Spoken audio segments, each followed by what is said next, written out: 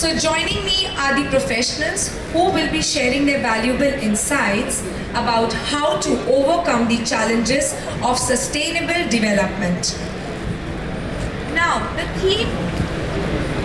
theme Eco Blueprint Summit is a reflection of the commitment of the innovations that will shape the future of the construction industry. And here at Holiot, we are committed to do the same. So now I would like to introduce the moderator and our panel members. The moderator is Mr. Tito Apin, the Chief Editor, Urban Acres. Joining him are the panelists, Mr. Sushant Verma, co-founder and design head, Rack Labs. Ms. Tania Shah, founder, TS Design Works. Mr. Aniruddha Dahiwele, MEP head, the Prestige Construction Group. And the topic of the discussion is Interiors of Tomorrow, Trends in Smart and Sustainable Design. Over to you, sir. Thank you so much, Juliet.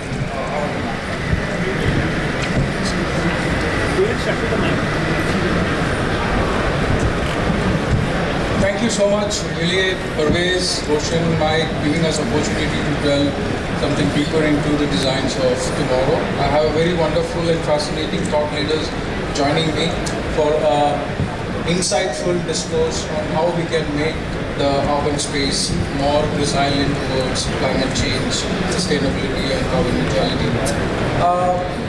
First, I want to open this discussion with a very critical but the most undervalued, understated components in urban design, which is water. Some 10 years back, I have written an article. The theme was if oil belongs to the 20th century, then water belongs to water belongs to the 21st century. So my observation is today that within 10 years, 15 years, water is going to become a commodity. It is going to be traded, it is going to be credited, it is going to be packed, it will be marketed correctly. What is bewildering me today is the fact that despite of all the evolution of technology solution, we are talking about smart homes, smart kitchens, smart toilets, smart shower, the consumption of water is going up. Per capita consumption of every individual is going up. So I want to understand from you, from a structural landscape, what is a solution that lies? How we can make urban spaces more resilient towards water, how we can recycle more, how we can reuse more, and how we can reduce the usage of water in an urban ecosystem. Thank you, Tito. I got you. Your point is absolutely correct that water is going to become commodity. So if I talk about how we can reuse the water, so of course STPs are a mandatory thing. Government has also put in the regulations in place that how water should be actually coming to STP, how it should be treated, how it should be reused. So of course it cannot be used for the domestic purpose. It can be used for the flushing purpose, which can be used in the toilets as well as for the irrigation purpose. Then the second thing you ask about what should be the structured way, what should be the things which should be put in place so that water could be properly used, effectively used.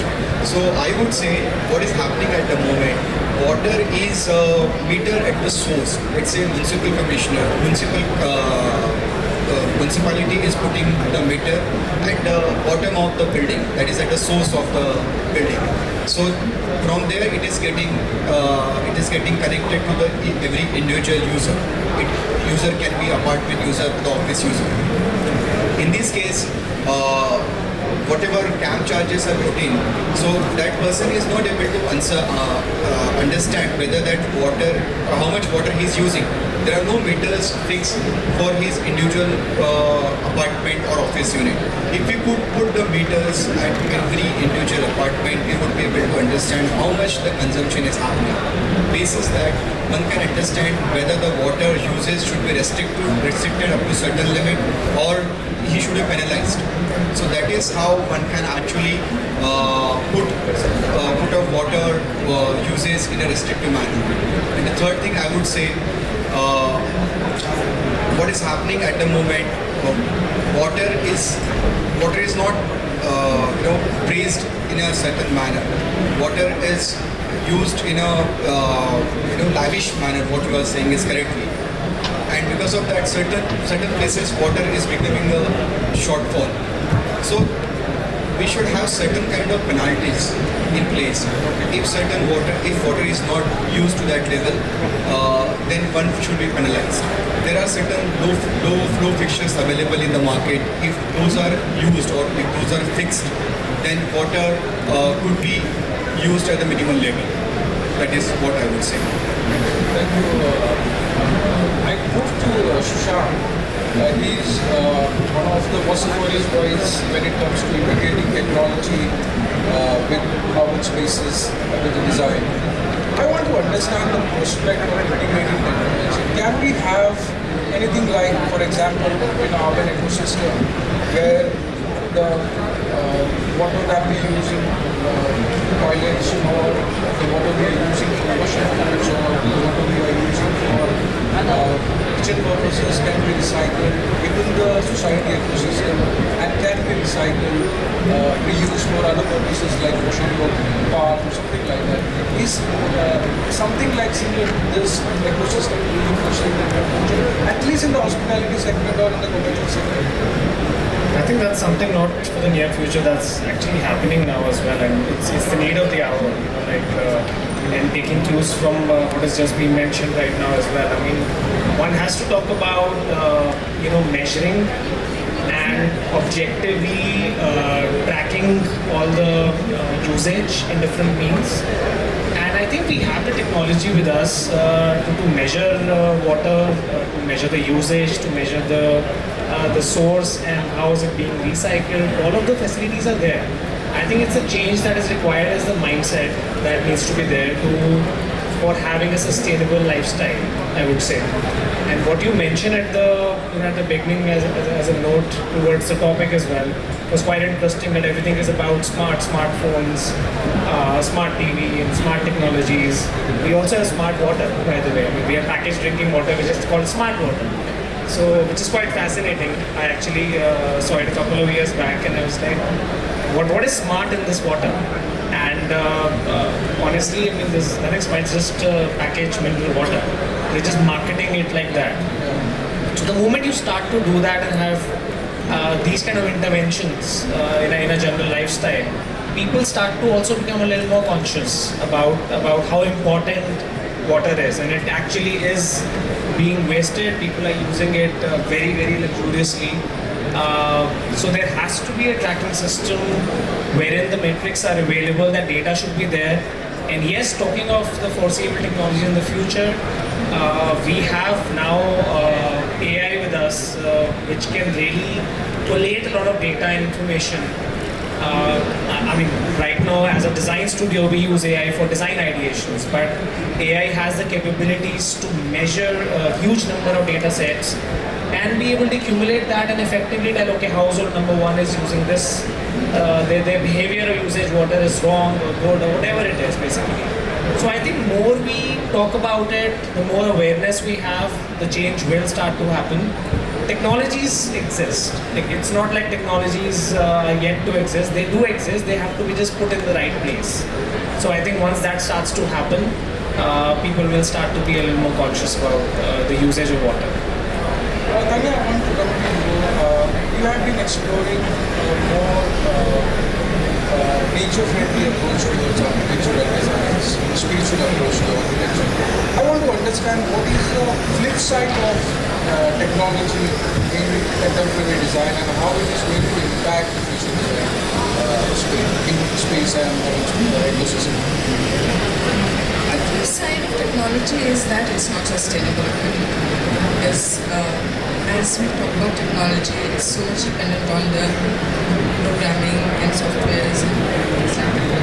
And when we talk about something sustainable, it means that it's going to last means it's going to be timeless.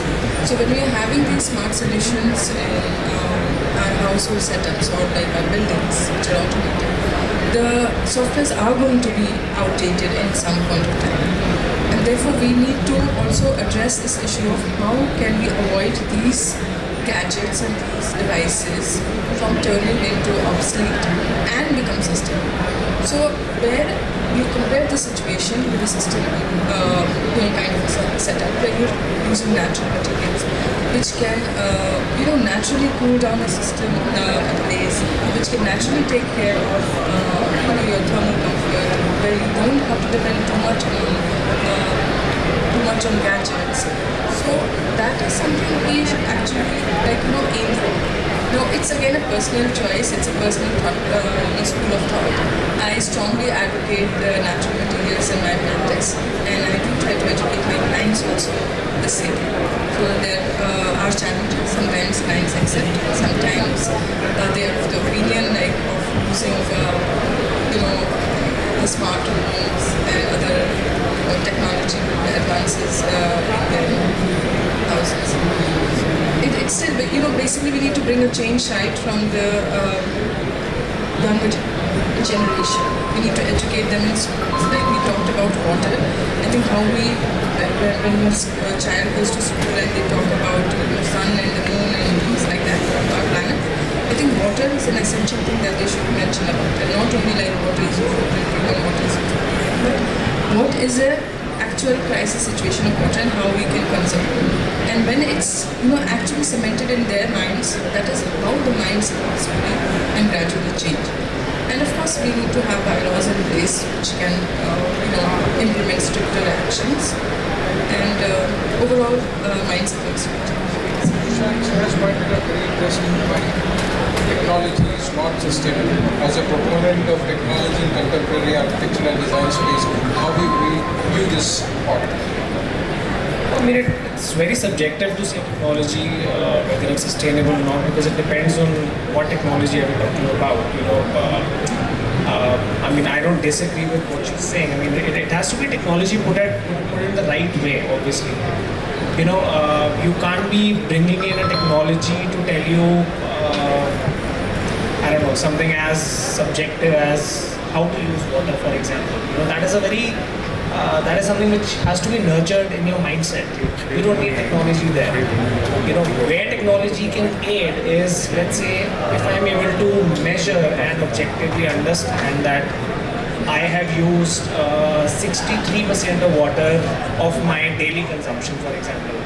What if it was, let's hypothetical situation, the way I use my mobile phone, I have a percentage to the battery consumption, that okay, I've already consumed 80% of battery, I'm left with 60% of the day. What do? I reduce my brightness, right? I start to switch off the apps, for example. So imagine a hypothetical situation like that where you have technology integrated in your surroundings where the water usage is sort of measured as well, right? So imagine a situation like that. So whether that would be sustainable or not, that's I think very hard to say right now, because it depends what you're using. Obviously, the technologies that our phones use, any kind of sensors that we talk about, right now different sensors are integrated with each other. All of this is like IoT, so where Internet of Things, everything is talking to each other. And these are not unsustainable technologies as such. But obviously, if you say you bring in technology to recycle water every time it is used, rather than changing the mindset, then obviously it is leading to unsustainable behavior. It basically boils down to one thing, and that is the attitude. Absolutely. So I personally am not against using technology, but if your technology, if your devices are, if your AI is telling you that this is what are being used, if a person, if a user is not sensitive to that, it won't matter. Of course, absolutely. So more than technology, I'm talking about the ecosystem. Even though if we have the thought of reducing the consumption, but what if I don't have the choice or the system to recycle it in our society or in my house?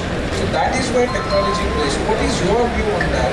And also I want to understand, when we talk about sustainability, we always think it comes with a cost in our landscape. When we think about going mass, bringing sustainable material, a sustainable approach towards designing spaces, there is a cost attached to it. So when you look at designs, how we can bring the cost down, right from the structural to the interior to the entire ecosystem that you're talking about. I completely agree with you what you are saying.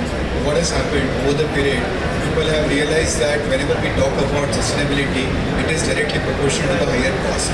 And that has been the mindset set so far. But there are certain things which actually we could do, there we would not require to spend a lot. These guidelines are given in the MOEF also for every building which is more than 2 lakh square feet which we construct. We got to bring the MOEF approvals. So as per that also, there are certain things like we got to put a sewage treatment plants. So it's not a very high cost driven thing. It's a very normal thing nowadays. So whatever sewage is coming from the building, that will get recycled through that.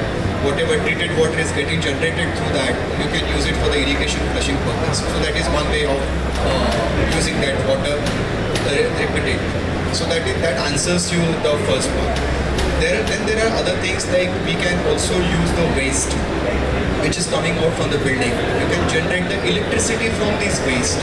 You can also generate the compost from this waste. So that is also one way you are actually doing some justice to the nature. Third thing is energy. Nowadays what has happened, people have changed that incandescent bulbs, people have changed their CFLs, everybody is using LEDs. So that is how we are able to save energy. Every equipment government has mandated that you should be using the 3.5 and 5-star equipments.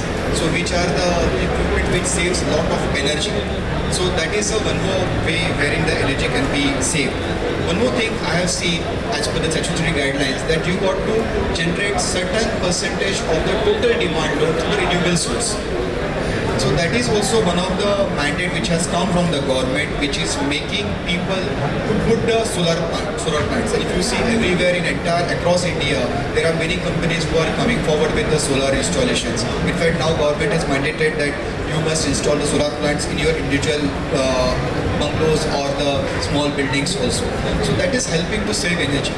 So these are all the means and ways through which we can do the justice to the environment. How much technology will play disruption in the design world, especially AI, 3D printing, or the digital thing that we are talking about? What is your output towards this disruptive technology and how will it impact the entire design landscape? So I think in architecture as a profession in general, technology has been a game changer at different point in times where technology has really accelerated the evolution of the profession in different ways. Be it comes to, in terms of design or in terms of construction or in terms of how we approach architecture as well in general. Like nowadays we're influenced with AI, for example. I'll come to the AI bit in a while. But let's say how we design spaces, it has always been about what tools we have available to design things. Back in the days when we had only a parallel bar, for example, everything used to be orthogonal. With the invention of a set square where you can measure and build at angles as well, you had an introduction of angles in your design. The moment the French curves were introduced, you started to have curvilinearity, which is also possible in the buildings. And then we had CAD systems, digital systems like computers and AutoCAD come into picture in 1980s. You started to have much more flexibility to design, measure, and build.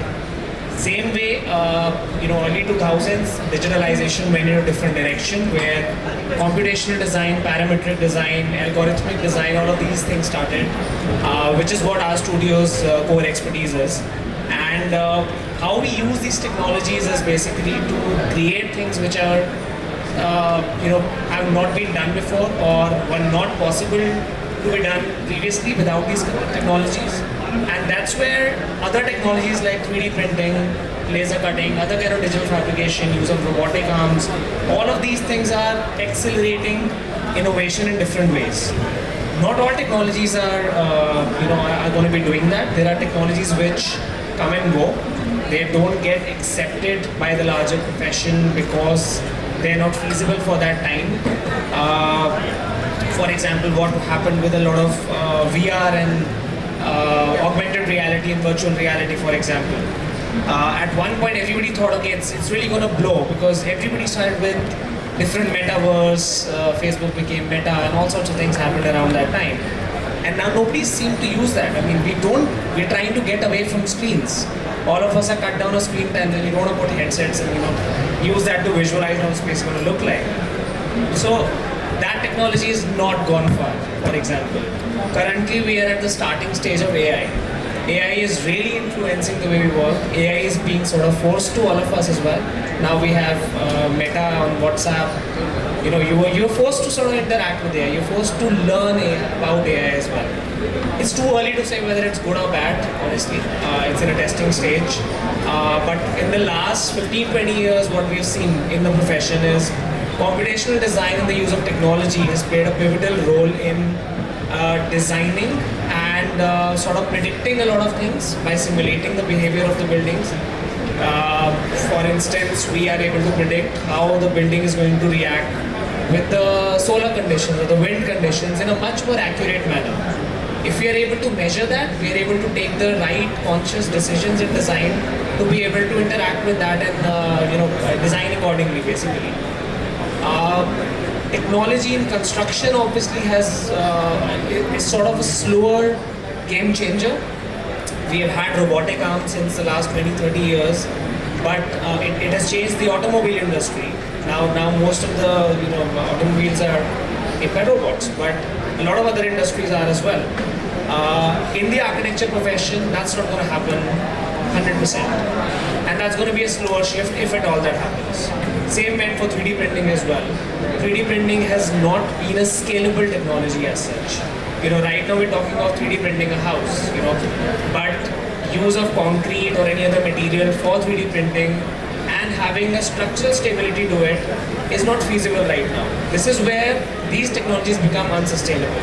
Because when you're trying to force a material beyond its usage or its material properties, it is not sustainable. You're putting actually more energy into it to produce and save energy.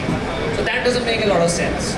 So I think it sort of becomes self-adjusting in this manner in this ecosystem where some of the technologies go far and beyond to help in innovation, to drive the innovation, and some of the technologies don't. But at the core of it is the human mindset, which is innovating. It is a mindset that needs to innovate. If I could design something 20 years back, I can design something else now. And I could be possibly designing something else or in a different manner 20 years ahead. Technology will always play a role of a facilitator and as a tool to us. As long as we're just looking at it as a tool, I think it's all good. There's nothing wrong with technology. But yeah, currently I think my eyes are all set on AI. How AI is actually going to change our behavior and the way. Currently I'm not having a very great time with it. I've seen people lose the touch of even writing because of the overusage of ChatGPT and these kind of AI tools. So they don't know how to write now. So I don't know, let's see how it goes. So Tania, coming back to you, are one of the few components of Islamic architecture. Islamic architecture or Indian architecture, it was all rooted in the nature. Everything was designed, blended with the earth, be it natural ventilation, be it vegetable. But if we see today's architecture, it is completely against nature. They are looking for more artificial lights, more artificial colors, toxic paints, toxic materials. So, as an architecture, how do you create a balance between the two worlds? Basically, I don't completely agree with the fact that today's when we look at biophilic architecture, that starts from nature. Okay, so it all depends on the context where you're going to build. That's one thing is very important. Because there are certain areas which do not allow you to build in a vernacular system or having more kind of biophilic. And so therefore you have to make a compromise in such places. But yeah, we can can still be contemporary and we can still have natural materials coming in and we can still depend on those materials. So it's all about like what your intent is and how well you convince a person to use those materials. Because I personally in my practice, I always have this blend of contemporary and natural materials coming together. So I may use vernacular materials but my design language may be contemporary. So it's a blend of how you're using those natural materials in a contemporary fashion. So we don't always, because you cannot always propose a very traditional kind of a design to a client. They may not like it. Everybody wants to live in this modern world and they want to have something which is going to be appreciated by everybody. So therefore those systems and how you articulate them in a contemporary way is what I generally practice. So, I want to understand what are the prospective revolution or innovation that is waiting in the MEP world. There is a change that is waiting for, be it the heavy revolution that is coming, be it you spoke about the efficiency and the renewable energy revolution. This is all in waiting cards, right? So, how MEP world is going to change with that kind of revolutions happening in the technology world? Thanks for asking me this. I would say in coming time it's all going to be MEP because water is the most important commodity as we have already said. Then electricity is also going to be very important. Now we are turning into solar and everything, we are using renewable energy and everything, but there is still good quantum through which electricity generated through the thermal power and other things. So we are yet to reach to that level. So now the situation is that every building, whatever is getting built, so MEP has become very important in terms of water and electricity. But one should be using that electricity and water to the required level. One should not, waste those usage. That's why IoT is playing a major role. So what is happening? Every office unit or every household unit, we can have some system in place which would be talking to all the equipment inside the house. So that could be the distribution board, that could be refrigerator, that could be audiovisual system, that could be lights. So system can be programmed in such a way that when people are not in that particular room, lights would turn off automatically so that you can save energy. Geysers would turn off automatically. People are forgetting to turn off the geysers. Unnecessarily the electricity is getting wasted. Water would be metered properly. So through all these things, one would understand how the usage of all these things are going to happen, and one can control that. You can get to know all these things on your app itself. Moment you understand you are overusing it, you can put a limit to that, you can control all these things.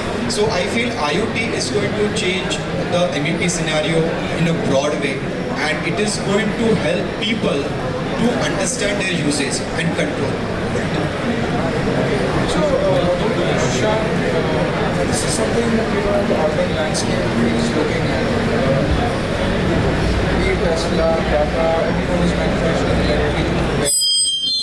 But do we have the ecosystem to capitalize the kind of innovation that is happening in the EV segment? I mean, as a build government, are we ready for such a big revolution?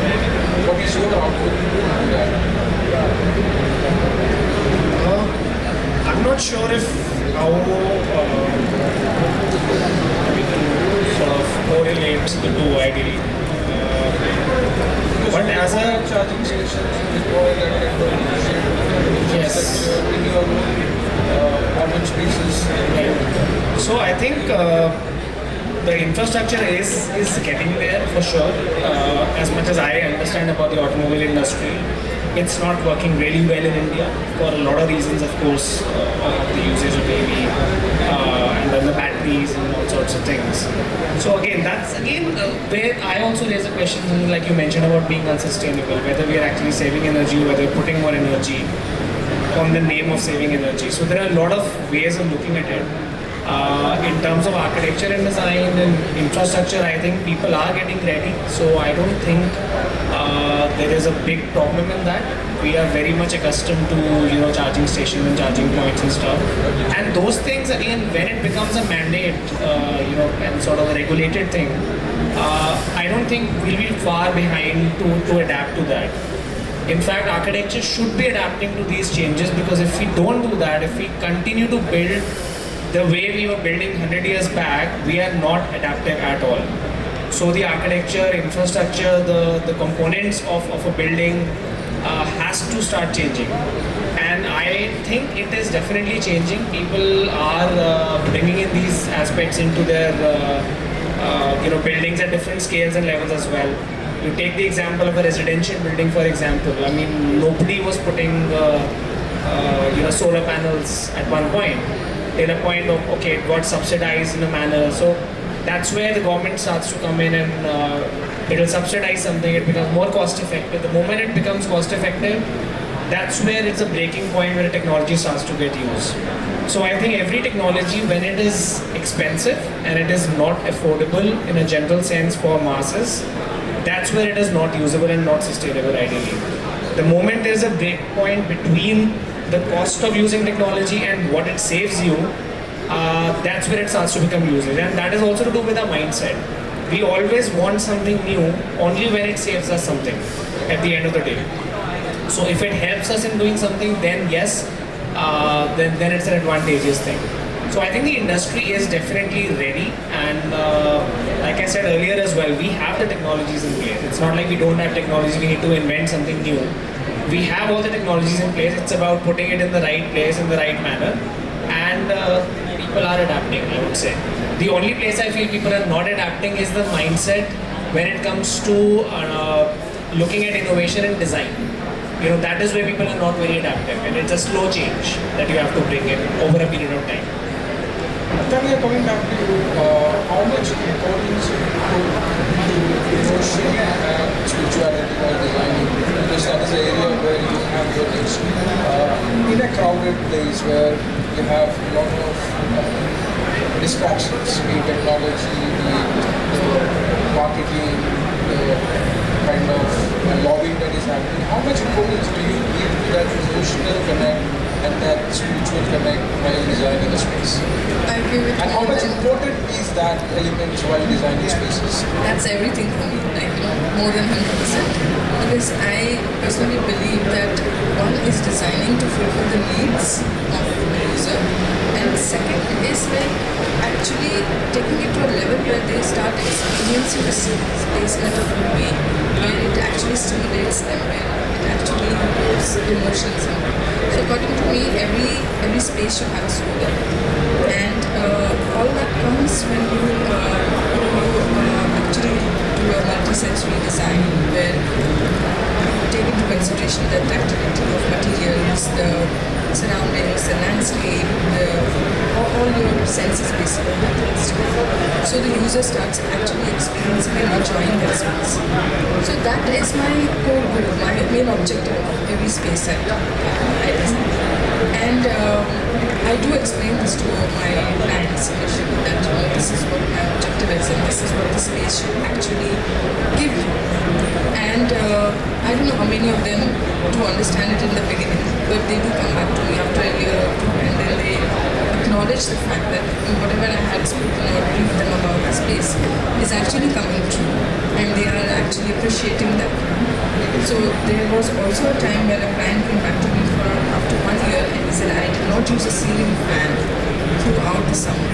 Of course our house was not built longer, but that's how you have to keep all those things in mind. Your surroundings, your context, the climate, materials, and overall make a system. And definitely the choice of materials, you can certainly take your space to another level. So I'm not a promoter of cosmetic architecture or something that just is aesthetically pleasing. I do believe in architecture that is honest and humble. According to me, a space which is just built in a mud, like a mud house, can also give you better vibes, and you can enjoy that space more than maybe a 5-star hotel lobby. which has got a very glamorous kind of surrounding. So that's personally I feel, and I do engage in that way. Okay, perfect. So last, I'm ending with a couple of two questions. A general question to all three of you. One is how the idea of introducing carbon credit and water credit will make urban spaces more sustainable. I would like to start your perspective on that. Okay, surely. Now what is happening, most of the buildings are going for the certification of LEED or IGBC. So initially when we actually design the building, we consider all these water credits, energy credits, whether the filtration system is in place or not for air conditioning. There are many aspects for the ventilation and other things. So these things are happening while at the design. We enforce them, building is getting constructed, and after that, after some time, this is all lost actually. If there are commercial builders, if they want to keep that their leasing strategy in a pace, then they continue getting all these things. They continue to have this certification renewed and everything. Otherwise, many of the residential building, they lose all these things. So if such kind of things are implemented, so surely people will be encouraged to take that small step towards the sustainability. Your point is absolutely taken. We should actually make some provisions. If it could happen through government, then nothing like it. Because many of the places we get property tax to the government, and if property tax could be rebated by some percentage by implementing all these credits, then that would be really a very big step towards the nature. Sushant, I would like to add. Yeah, I totally resonate with what he's mentioned as well. And I think it's all to do with everybody needs an incentive. So whether you get those incentives in terms of credit points, which are, everything comes down to money at the end of the day. You know, like whatever saves money, people are wanting to explore that. So eventually it has to be mandated. So there has to be sort of a regulation for sure. And I totally also feel that technology can play an interesting role here too, in terms of measuring the objective data and presenting that to make them more conscious and change their mindset towards things, which I think is the core change that needs to happen. Tania, I would like to add. Yeah, I do agree with my co-panelists that one is incentives and second is education. We need to make everybody aware about this. Everybody has to become conscious, and that starts from the younger generation. And we have to stop usage of these mineral water, plastic bottles which are there and distributed at all events. We also decided here we're talking about friendliness and sustainability and water, but there has to be a way out. And it starts from the younger generation, like, because future is really difficult.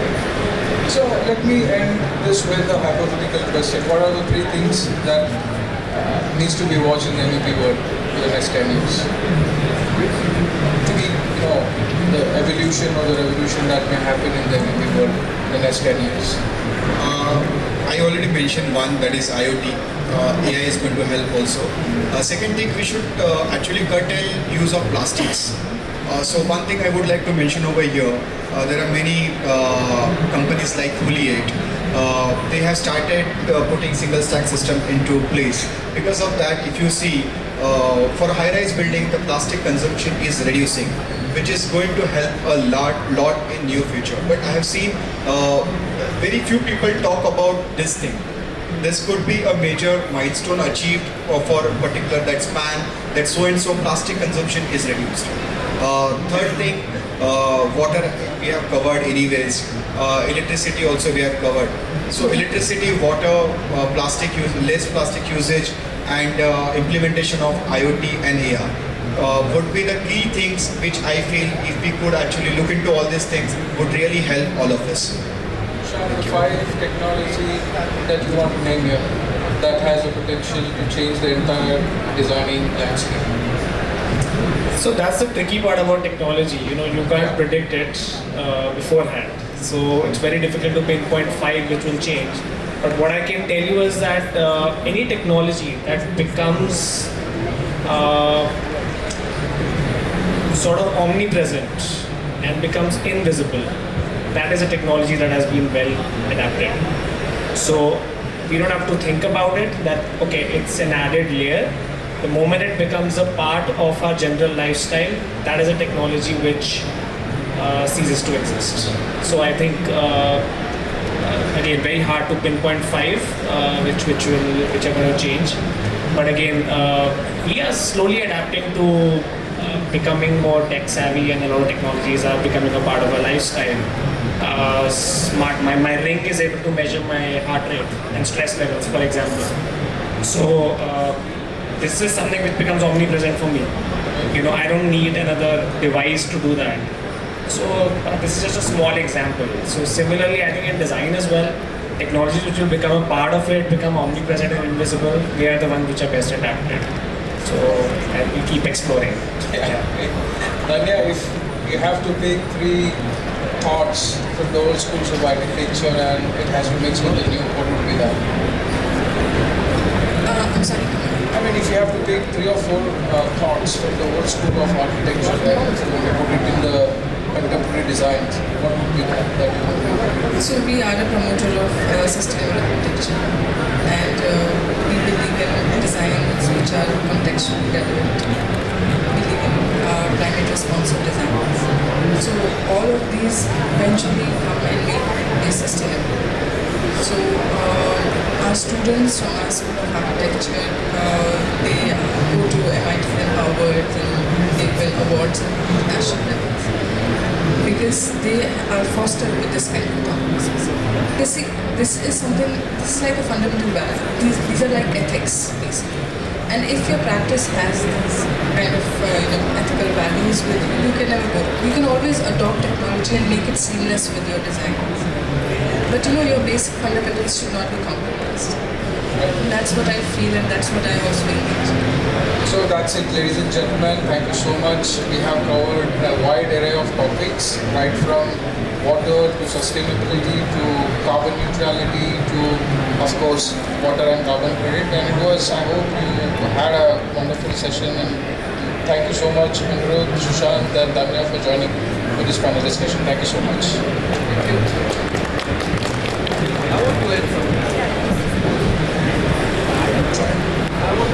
Come, please.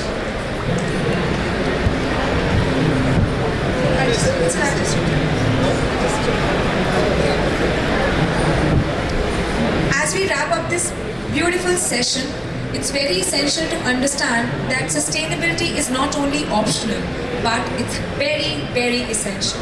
So thank you to all our panelists for sharing their valuable insights with us today. Let's move together to a better, greener future together. Now, I would like to invite Mickey Kedem, the CEO of Uliot India, on stage to express their few words. Over to you, sir. Thank you. So, thank you guys. Thank you, Titus. Thank you, Tania. Thank you, Sushant. Thank you, Aniruddha, for being here. The reason I chose to jump into the stage like that is because, we gave the stage with an idea of talking about sustainability and ecological solutions. And this panel, I feel it was amazing in expressing that. Because these are exactly the things that we are talking about. Talking about better solution, omnipresent. This is the thing that we talk about. You don't need to see us. Yeah, if you see us, it means it's not good. There is a problem. Okay, we are not supposed to be seen. We're supposed to be unseen. But we're supposed to give lighter solution, less plastic, and what plastic also. Not every plastic is the same plastic. Okay, you can say lesser density. Okay, you reduce the density. You're using recyclable material. Okay, and it goes to all the other building materials, not only our things, but any building material is improving now. The buildings are becoming lighter, the technology is becoming better. So this all resonates. Use the word resonate. I allow myself to use it also. Because it resonates also with what we talk about. That's the reason why I wanted to come on stage, and thank you for being here today. It was a really fantastic session. Thank you very much. Thanks.